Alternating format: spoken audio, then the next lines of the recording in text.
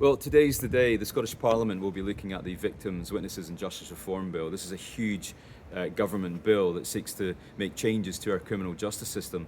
But within that bill are a number of my own proposals and amendments that the Parliament will have to grapple with and ultimately decide on.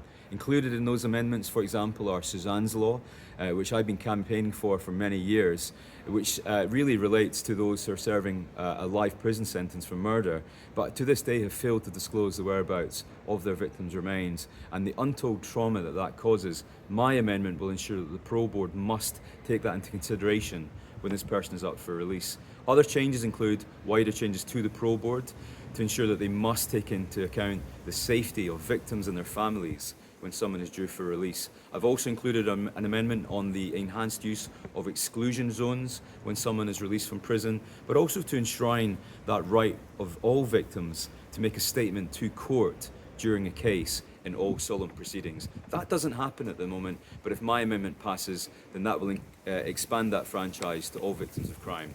My last point that I want to include in this bill is a victims' charter that really helps victims navigate through the criminal justice process, and that will be a new duty on the new Victims Commissioner if one is created. This whole package of measures has been born out of a lot of consultation and working with victims and victim support organisations.